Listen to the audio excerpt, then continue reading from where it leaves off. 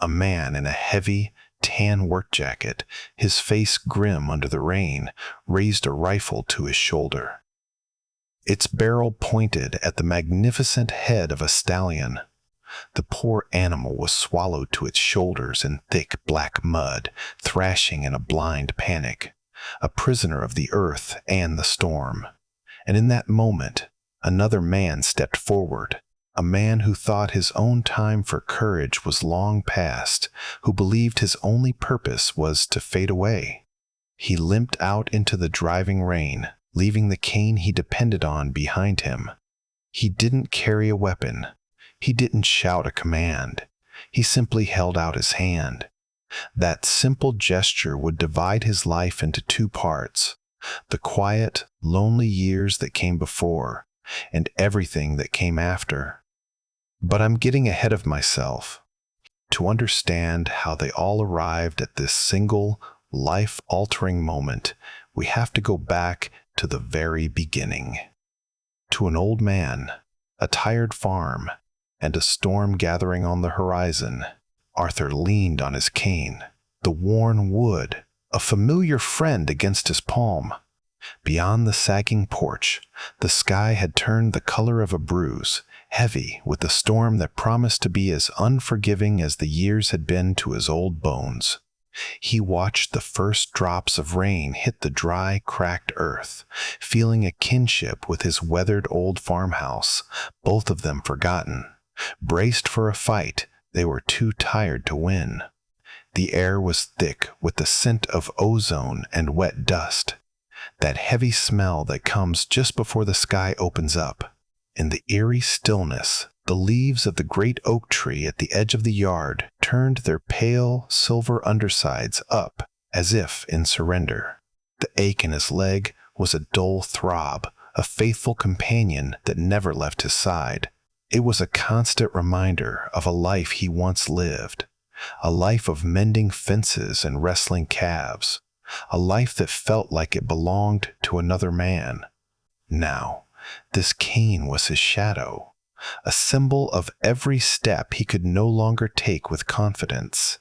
He felt as barren as his fields, where only stubborn weeds grew. The barn, once his pride, now sagged under the weight of time, its red paint peeling like a bad sunburn. He wasn't fixing it anymore. He was just waiting, watching it all slowly return to the earth, just as he would. He remembered his wife, Martha. She had loved storms. She would stand on this very porch and say they were the sky's way of washing the world clean, of starting over. But Martha was gone, and now the storms only felt like an assault, a noisy, violent reminder of how alone he was. A single, cold drop of rain landed on the back of his hand, then another and another. The soft patter on the tin roof quickly grew, becoming a steady drumming, then a roar, as if a great river were breaking its banks right above his head. The world beyond his porch dissolved into a gray, shifting curtain of water. The wind began to howl, a low moan that rose to a shriek as it tore through the old trees. He saw a branch, thick as his arm, snap from the oak and crash to the ground. A part of him, a small, bitter part, welcomed it. Let it rage. Let it wash the whole tired world away. The chaos outside was a perfect match for the quiet, gray storm that had been brewing inside him for years. Still, the old instincts remained. He thought of the few animals left in the barn, his 3 chickens and the gentle, aging milk cow, Daisy. He had checked their stalls an hour ago. They were safe and dry. It was a small comfort, a flicker of the man he used to be. The caretaker. The old house groaned under the pressure of the wind. A loose shutter on an upstairs window began to bang against the siding, a frantic, desperate rhythm in the night.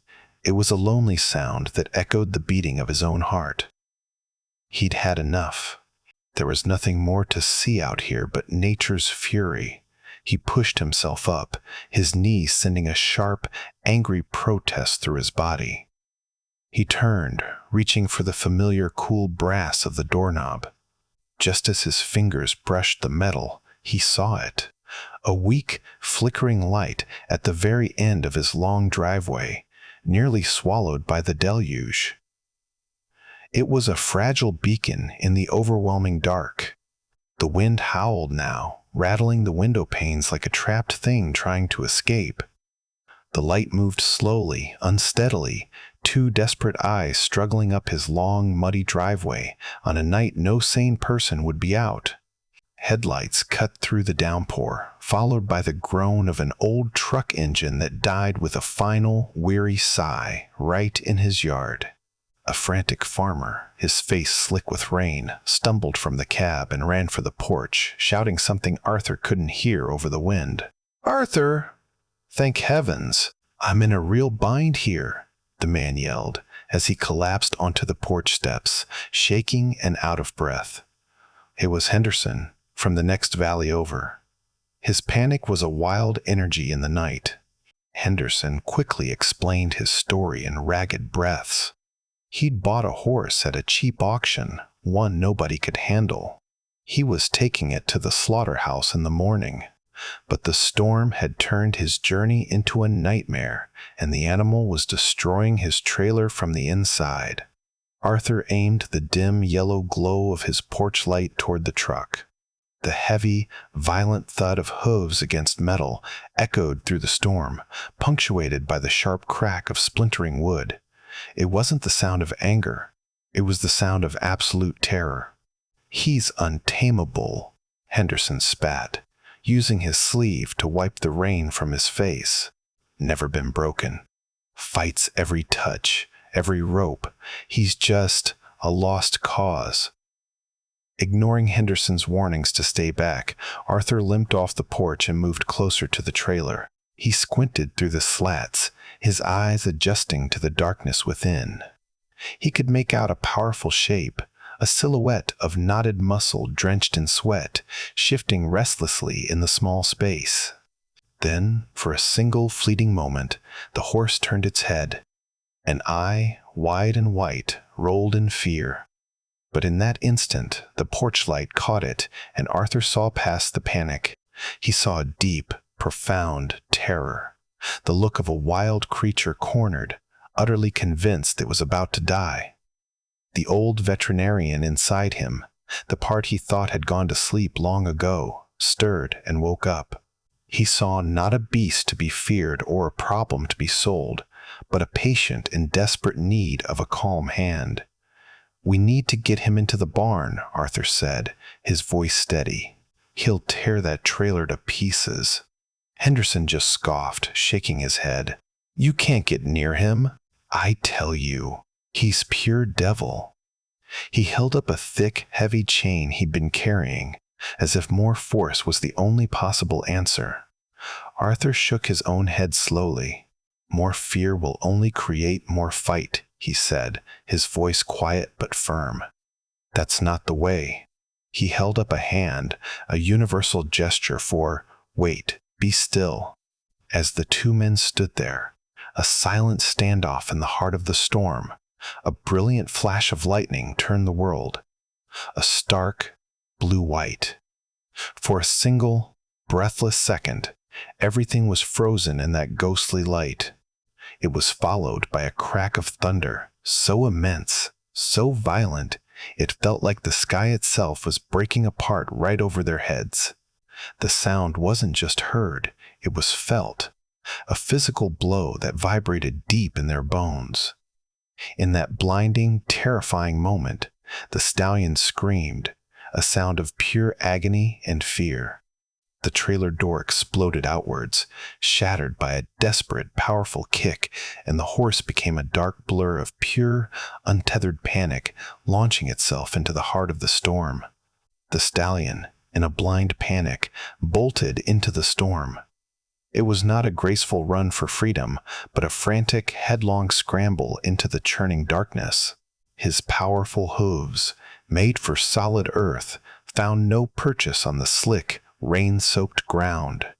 He slipped and slid, his body a tense explosion of muscle and fear, moving away from the terrifying trap of the trailer and toward the deceptive darkness of the open field. Freedom, however, was an illusion. The field sloped sharply down toward the river, which was already swelling over its banks. The ground here was no longer just wet, it was a soupy, treacherous mire. The horse's momentum carried him too far, too fast. With a sickening lurch, the solid ground vanished beneath him. He plunged forward, his chest hitting the thick, cold slurry of mud with a heavy, wet smack. He fought instantly, his wild instincts screaming at him to get out. He kicked and heaved, churning the dark mud into a frothing mess. But the more he struggled, the deeper he sank. The mud was a greedy, living thing, clinging to his legs, pulling him down with a silent, relentless force. It sucked at him, stealing his strength with every desperate movement. Soon he was trapped up to his powerful shoulders, his head held high, nostrils flaring as he gasped for air. The cold river water was rising steadily, licking at his flanks. The rain continued its merciless assault, plastering his mane to his neck and running in cold streams down his face. He was exhausted, terrified, and utterly alone in his struggle. Back on the solid ground of the yard, Henderson watched the hopeless fight. He let out a long, weary sigh, the sound of a man who had reached the end of his patience. He was a practical man, and what he saw was a problem with only one grim solution. He turned without a word and walked back to his truck, his heavy boots squelching in the mud. Arthur watched him go, a cold knot forming in his stomach. He knew what was coming before he saw it. Henderson returned, the rain making the long, dark shape in his hands gleam under the porch light. It was a rifle, the final answer for a lost cause. He saw Henderson check the chamber, the small mechanical click barely audible over the storm. The man's face was set in a mask of grim necessity. He wasn't a cruel man, Arthur knew, just a tired one. He saw an animal suffering, and this was his way of ending it. The horse, sensing the new threat, let out a low, guttural whinny, a sound of pure despair. It was the sound of a life that did not want to end, a life that was still fighting, however hopelessly. Arthur's gaze shifted from the rifle back to the horse, sinking in the dark. He saw the animal's eye, a dark pool of terror reflecting the distant porch light. It wasn't the eye of a beast. It was the eye of a creature begging for a chance it didn't know how to ask for. Henderson raised the rifle to his shoulder, the metal barrel a cold, hard line in the chaos of the storm. He took aim, his movements slow and deliberate. "It's a kindness," the farmer muttered, his voice barely audible over the storm, trying to convince himself as much as Arthur. He was ending the animal's misery. It was the only logical thing to do. But as Arthur looked at the animal, sinking and terrified, he saw not an ending, but a choice that was his, and his alone, to make. The world seemed to slow down, the rain hanging in the air like a million tiny daggers, and in that silent moment, a fire he thought had long died out blazed to life inside his chest. "Not on my land." Arthur's voice was a low growl, rougher than the thunder. The words were not just a command, they were a vow. He threw his cane to the porch floor with a clatter that echoed his own resolve. It landed on the old wood with a sound of finality, a symbol of his weakness, discarded. Ignoring the sharp, immediate protest from his injured leg, he turned and limped toward the barn, each step a carefully controlled agony. His body screamed at him to stop, to seek the dry warmth of the house, to let this foolishness go. He ignored it. He was moving on a purpose stronger than his pain. From a rusty hook just inside the barn door, he pulled down a thick coil of rope. It was old and stiff, but it was strong. From a shelf, he grabbed a heavy, battery-powered lantern. Its beam was weak and yellow, but it was a light, and any light was better than none. He returned to the edge of the yard, the lantern in one hand, the rope in the other. Henderson was still standing there, the rifle lowered slightly, a look of pure disbelief on his face. "Arthur, you're crazy. You'll get yourself killed," he shouted. Arthur didn't answer. He just looked at the churning sea of mud that separated him from the dying horse. It was a dark, unwelcoming void. He took a deep breath, the cold, wet air burning his lungs, and took a deliberate, painful step off the solid ground and into the sucking, treacherous mud that threatened to swallow them both. The cold was a physical shock. The mud instantly claimed his boot, its thick, greedy grip pulling at him, trying to drag him down. It was like stepping into a cold, wet grave. He pushed forward, his bad leg screaming with every agonizing movement. The mud fought him for every inch. He held the lantern high, its weak beam cutting a small, shaky circle in the overwhelming darkness. Rain ran into his eyes, blurring his vision, but he kept his gaze locked on the horse. The animal was his lighthouse, his destination in this cold, hostile sea. The journey of 50 feet felt like a mile. He stumbled, catching himself with a hand plunged deep into the freezing muck. The mud was up to his knees now, a heavy weight that made each step a monumental effort. He could feel his strength waning, the cold seeping deep into his old bones. Finally, shivering and gasping for breath, he was there, within arm's reach of the horse. The sheer size of the animal up close was overwhelming.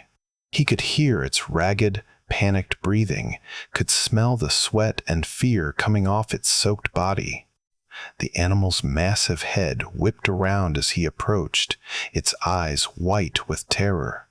It saw him not as a savior, but as another predator in the dark. A powerful leg kicked out blindly, sending a wave of mud and freezing water over him, drenching him completely and nearly knocking him off his feet. He staggered, but held his ground, planting his feet as firmly as he could in the shifting mud. He was soaked, he was freezing, and he was in more pain than he had felt in years. He was facing not just a storm, but a hurricane of pure animal fear. He let the rope hang from his shoulder and slowly, deliberately raised an empty, open hand. He didn't try to touch the horse. He just stood there, a frail, old man in the heart of the storm, offering a silent promise. "Easy now," he said, his voice barely a whisper. "I'm not here to hurt you." The horse thrashed wildly, its powerful body turning the mud into a churning vortex of despair. It was a fight for life that could easily end both of theirs. The animal didn't see a rescuer. It saw another threat in a world that had only ever offered it pain. Every time Arthur took a small step closer, the stallion would heave its massive body, sending waves of cold, thick mud washing over him. It was a clear, desperate warning. Stay away. But Arthur didn't pull on the rope or shout commands. He knew that, to a creature this terrified, force was just another form of violence. Yelling would only blend in with the roar of the thunder. Instead, he planted his feet as firmly as he could in the sucking earth, held the lantern steady, and began to speak. His voice was a low, steady murmur against the fury of the wind and rain, a small, quiet anchor in a world of chaos. He didn't speak of rescue or ropes. He spoke of simple things. "Easy now, fella. Just a bit of a mess we're in." His tone was calm, almost conversational, the same voice he had used for decades to soothe frightened dogs in his clinic and calm nervous cows in their stalls. It was a voice that held no fear, no anger, only a deep, abiding patience. The horse continued to struggle, but the movements became less frantic. The blind panic was slowly giving way to a focused wariness. It kept its eyes locked on the old man, this strange, quiet creature who had willingly entered its nightmare. The stallion's ears, which had been pinned back in terror, began to flicker, swiveling toward the sound of Arthur's voice, trying to make sense of this new element in the storm. "I know you're scared," Arthur continued, his words almost lost to the wind, but the feeling behind them carried through the rain. "This world hasn't been too kind to you, has it? Always a rope, always a cage." He took another small, slow step, the mud groaning around his legs. The horse tensed, its muscles bunching, but it didn't lash out. It watched him, listening. He spoke of quiet mornings, of the sweet taste of green grass after a long winter. He spoke of the warmth of the sun on a strong back, of the simple freedom of a wide, open pasture. He wasn't giving commands. He was painting pictures with his voice, creating a world beyond this cold, dark mud. A world of peace. Henderson, watching from the edge of the yard, thought the old man had lost his mind. He was talking to a wild horse in the middle of a hurricane. But he stayed quiet, his rifle held loosely at his side, witnessing something that defied all his practical farmer's logic. Arthur never stopped talking. His voice became a steady rhythm, a gentle current flowing against the storm's wild drumming. It was a sound of life, of calm, of safety. He didn't know if the horse understood the words themselves, but he knew, with the certainty of a man who had spent his life communicating without them, that it understood the sound.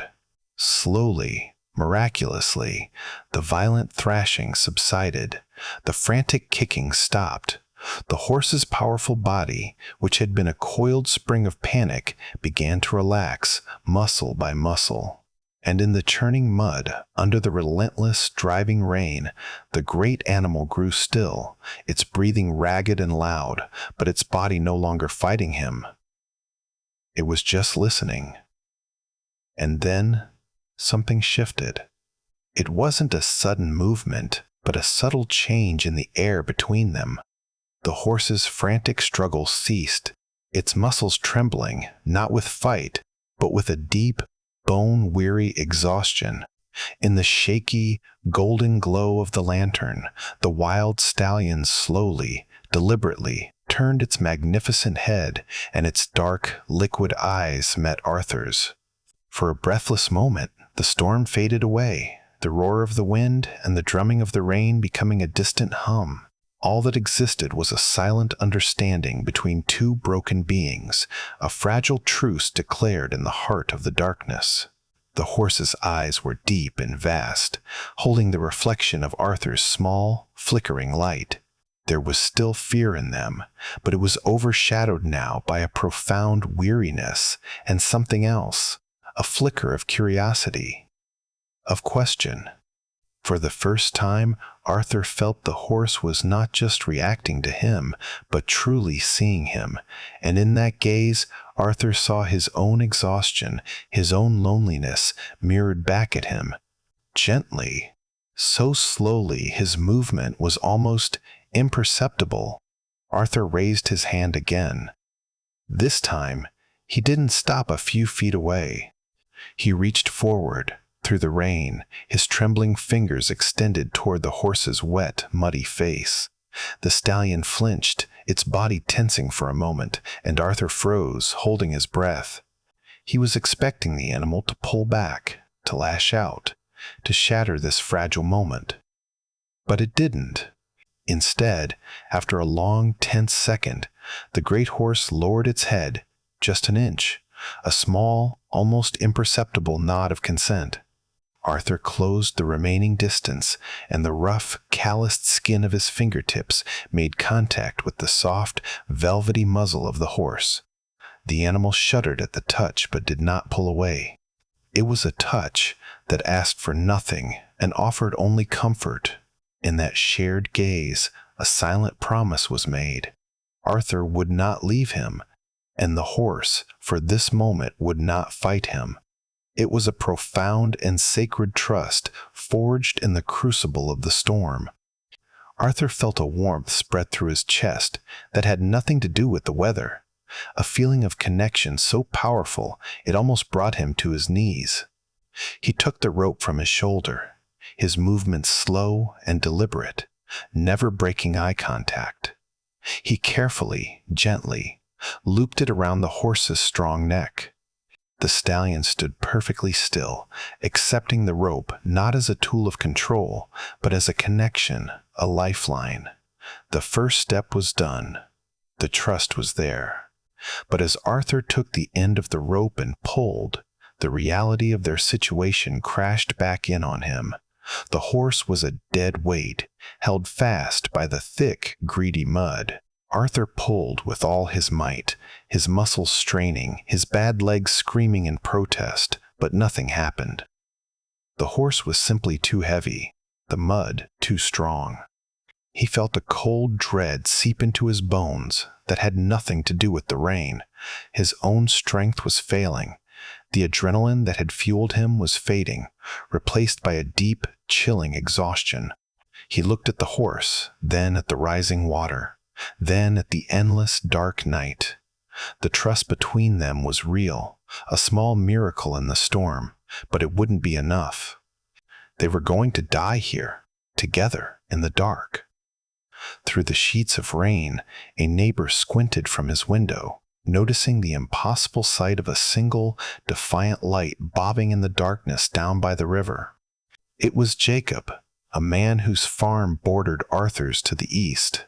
He was getting a glass of water, woken by a shutter banging in the wind, when the strange, lonely light caught his eye.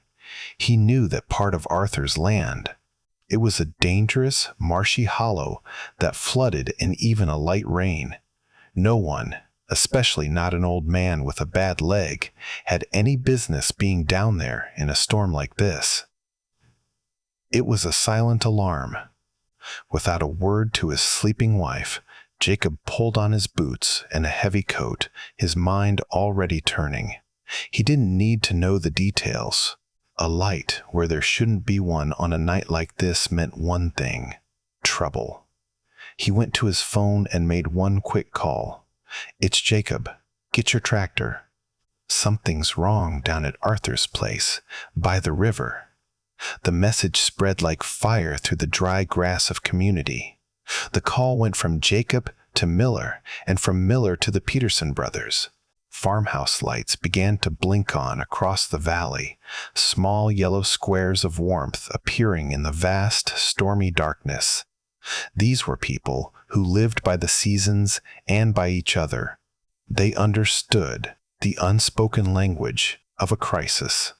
Soon, the sound of the storm was joined by a new noise, the distant, hopeful rumble of old tractor engines firing up. These weren't new machines. They were aging beasts of burden, dented and scarred from years of work, but they were reliable. One by one, they lumbered out of their barns, their powerful headlights cutting bright, steady paths through the driving rain. A small army of kindness was waking in the night. Jacob was the first to arrive, his big John Deere tractor churning through the mud of Arthur's yard. He saw Henderson standing there, useless and pale, and then he saw the scene by the river. His heart sank. It was worse than he'd imagined. He saw Arthur, soaked and shivering, holding a rope attached to the dark shape of a horse that seemed to be swallowed by the earth. He didn't waste time with questions or debate. He was a farmer, a man of the land, and he understood a fight against the mud. He backed his tractor to the edge of the solid ground, its tires spinning, and flipped on the powerful work lights mounted to the cab. The scene was instantly flooded with a harsh, bright light, chasing away the shadows. Soon after, Miller's tractor arrived, then the Petersons. They brought heavy-duty tow straps, thick chains, and thermoses of hot, sweet coffee. that they pressed into Arthur's trembling hands. The single, lonely point of light that had been Arthur's lantern had become a constellation of hope. The men gathered, their faces grim with determination under the glare of the tractor beams. Their quiet words of encouragement were nearly lost to the wind, but their presence was a fortress. "We got you, Arthur," Jacob said, clapping a heavy hand on his old neighbor's shoulder. "We'll get him out." The real work, the work that could not be done alone, was about to begin. The night became a slow, muddy battle fought with ropes, grit, and the combined strength of a community that refused to surrender. They worked shoulder to shoulder, a silent, efficient team bound by a shared purpose. Under Jacob's direction, they looped heavy toe straps under the stallion's chest and behind his powerful hindquarters, a difficult and dangerous task that required them to wade into the cold, chest-deep mud alongside the terrified animal. Arthur stayed by the horse's head the entire time. While the others wrestled with the heavy straps, he kept his hand on the stallion's neck, his voice a constant, reassuring murmur. "It's all right, son. They're here to help. Just stay calm for me. Stay with me." The horse, surrounded by strange men and the roar of engines, was visibly trembling, but it seemed to draw strength from Arthur's steady presence. It kept its eyes locked on him, trusting the old man to be its anchor in this new chaos. The first pull was a failure. Jacob eased the tractor forward. The thick strap grew taut, and the engine strained. But the mud's grip was too strong. The tractor tires spun uselessly, digging deep ruts in the soft earth. The horse only sank deeper, letting out a sharp cry of pain and fear. A collective groan of frustration went through the small group of men. This was not going to be easy. They changed their strategy. They hitched two tractors together, doubling their pulling power. They laid down old wooden planks to give the tires something solid to grip. It was a painstaking process of trial and error, of small, frustrating setbacks and tiny, hard-won gains. The hours blurred into a single, aching effort of pulling, adjusting, and pulling again.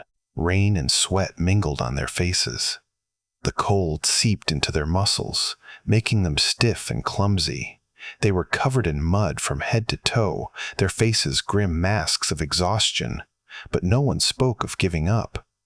They worked in a shared rhythm, a testament to the stubborn resilience of men who fight the earth for a living. They would not be beaten by mud and water.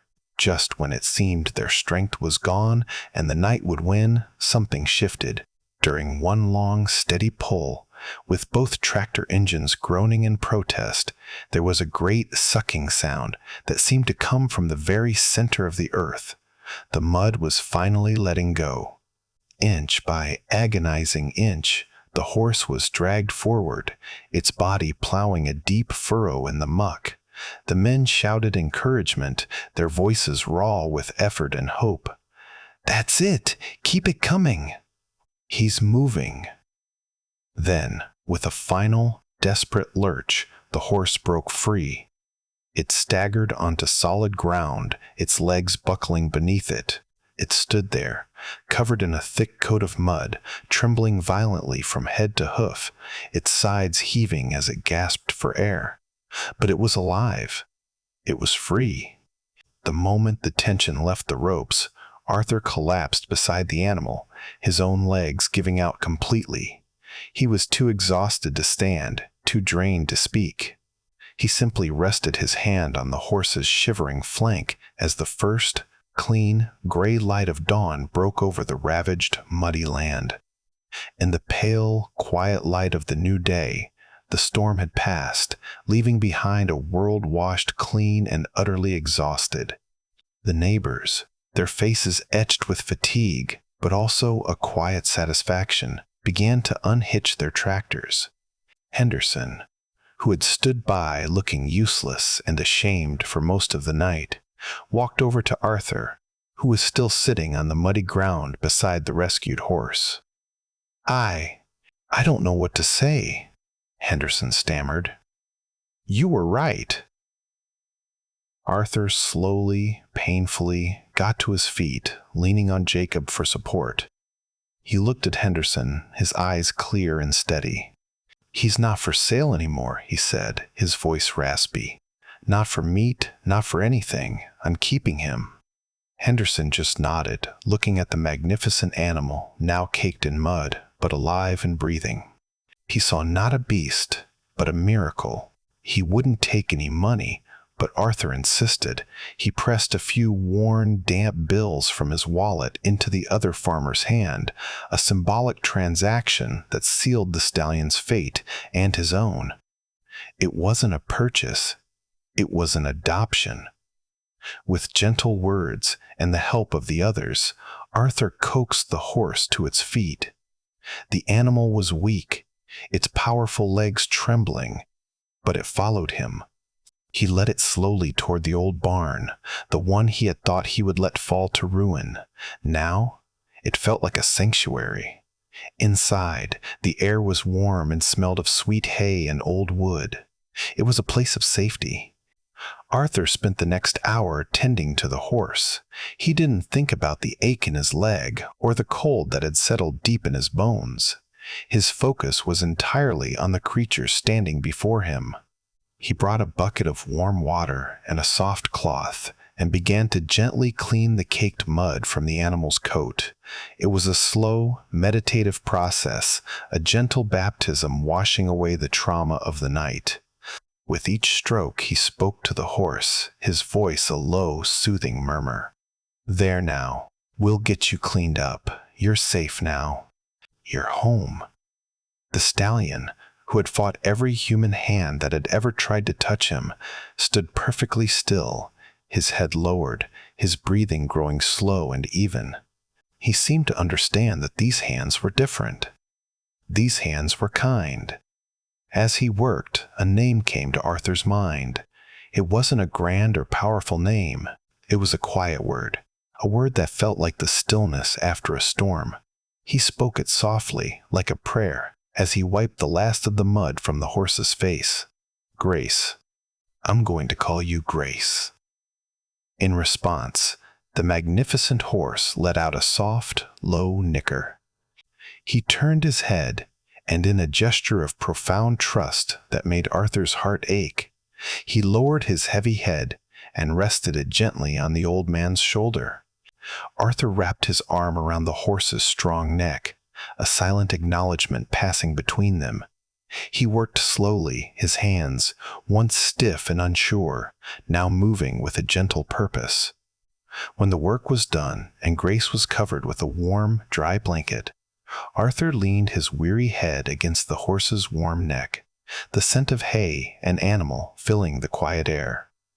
For the first time in years, the old veterinarian felt the tight, painful knot of bitterness in his own soul begin to loosen, giving way to a feeling he had long thought lost forever: hope.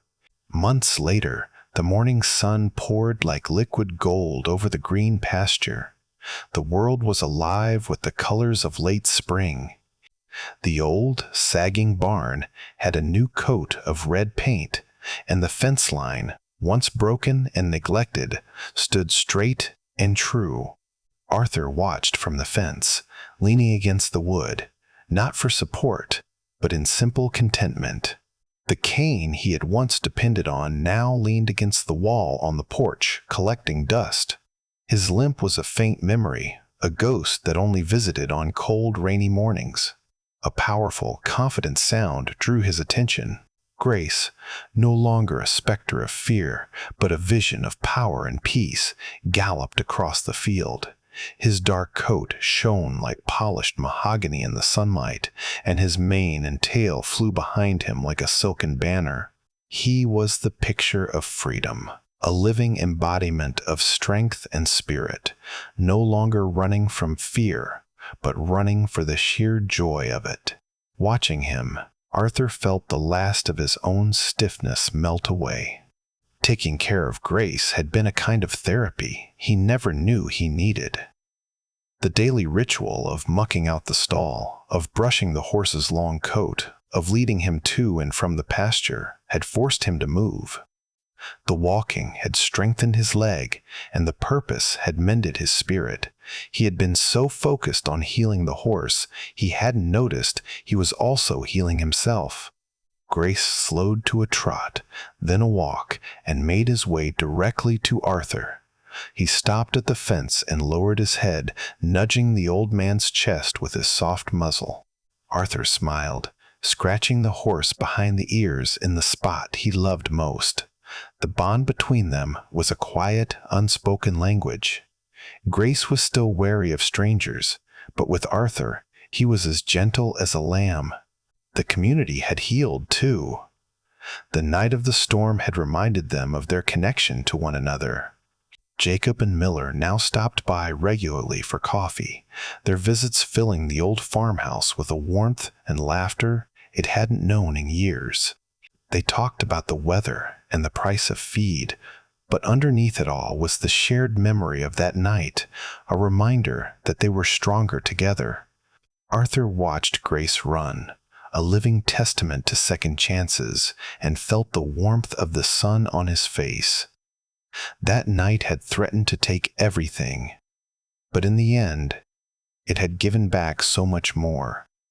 It had washed away the bitterness and proved that sometimes the greatest light isn't found in the clear, blue sky, but in the heart of the storm. As Grace trotted back to him again, resting his magnificent head over the fence, Arthur knew they hadn't just saved each other that night.